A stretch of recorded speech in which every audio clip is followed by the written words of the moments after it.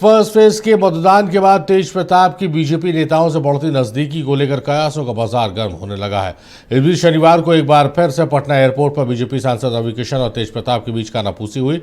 रवि किशन और तेज प्रताप की मुलाकात सामान्य मुलाकात नहीं है। कयास लगाया जा रहा है कि 14 नवंबर के बाद तेज प्रताप कुछ बड़ा निर्णय ले सकते हैं। हालांकि मुलाकात के बाद जब दोनों मीडिया के सामने आए तो बस हर हर महादेव बोलकर निकल गए।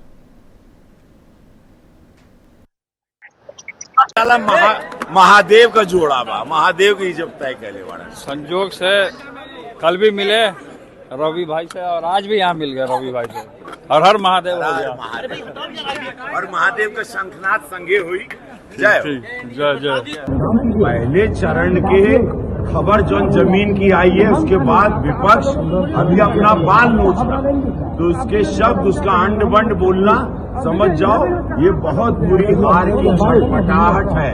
अभी तो देवकुल जनता बिहार के सुन ला, 11 के चुनाव बाटे, विपक्ष को इतना करारा जवाब दो कि इन लोगों का जमानत जब्त कर लेना। ये हम निहोरा करते हैं, चिरोटी करते हैं, कहा है कि ये लोगों ने बिहार को बर्बाद करके रखा था, बिहार को एगो गाली बना के रखा था। ये मौका बढ़िया बाटे। मोदी जी पूरा आत्मा झोंक रहे हैं, पूरा डबल इंजन के सरकार बिहार को इतने बड़े विकास की ओर ले जा रही है जो मैं जानता हूं कि हमारे प्रधानमंत्री, चूंकि मैं उनके अंडर काम करता हूं। तो कुछ बात हुई मुलाकात के बाद, क्या बात हुई ये रवि किशन और तेज प्रताप यादव ही जानेंगे, लेकिन उसके मायने तो हम जरूर निकालेंगे। मरगूब हमारे सहयोगी हमारे साथ फोन लाइन पर मौजूद है। मरगूब, एनडीए एक तरफ बड़ी जीत का दावा कर रही है, 121 सीट पर मतदान संपन्न हुआ और उसके बाद बड़ी जीत का दावा कर रही है, लेकिन तेज प्रताप से रवि किशन की कल मुलाकात और आज की मुलाकात के बाद दोनों के बीच कानाफूसी, क्या उस गैप को भरने की कोशिश की? अगर वैसी संभावनाएं होती हैं कि पूर्ण बहुमत नहीं आता है एनडीए को, तो किन दलों को अपने साथ मिलाया जा सकता है? क्योंकि अभी तक तो लालू परिवार के हर सदस्य के खिलाफ बयान लगातार बीजेपी की तरफ से सुनने को मिल रहा था। देखिए भाई, कुछ न कुछ तो चल रहा है, क्योंकि चल इसलिए रहा है कि तेज प्रताप यादव से दूसरे दिन अनायास मुलाकात नहीं हुई है। ये मुलाकात स्क्रिप्टेड है और इस मुलाकात के बाद जो एक दूसरा वीडियो हमने भेजा है, मैं वहीं मौजूद था, मैंने खुद वीडियो बनाया, जो प्रताप यादव रवि किशन को कान में कह रहे हैं, रवि किशन दोबारा उनको रिपीट कान में कह रहे हैं, फिर तेज प्रताप यादव ने कुछ कहा, तो कुछ न कुछ चल रहा है। और पिछले 1 महीने का आप तेज प्रताप यादव का अब बयान उठा करके देख लीजिए, आप किसी बयान में आपने नहीं देखा होगा कि भारतीय जनता पार्टी, अमित शाह और नरेंद्र मोदी पर उन्होंने एक भी वार किया हो।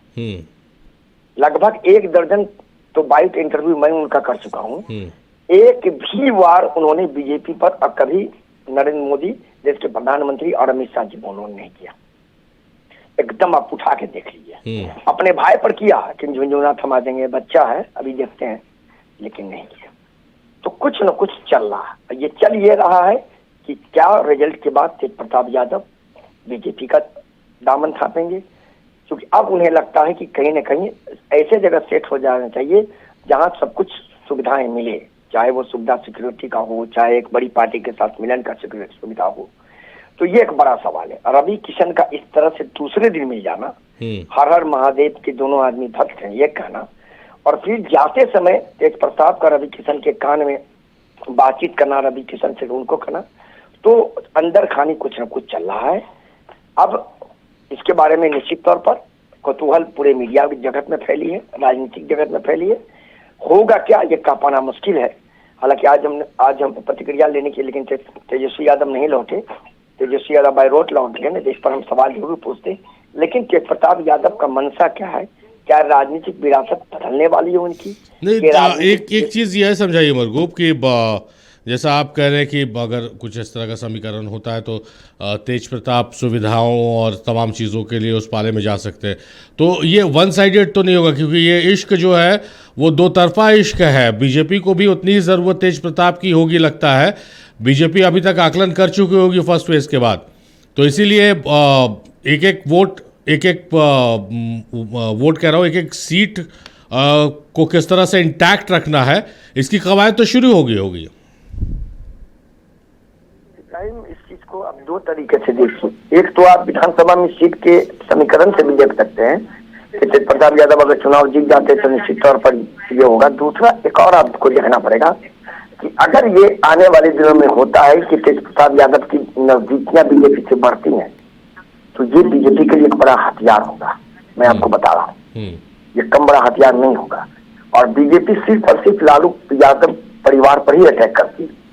बीजेपी के जितने बड़े नेताओं का आप आज अपने प्रधानमंत्री का पूरा बयान उठा के देख लीजिए, जंगल राज, राष्ट्रीय जनता दल, कट्टा आज उन्होंने कट्टा को लेकर के गाना भी गाने की। तो ये जो कवायद है इससे पूरे लालू परिवार को घेरने की बीजेपी की रणनीति हो सकती है।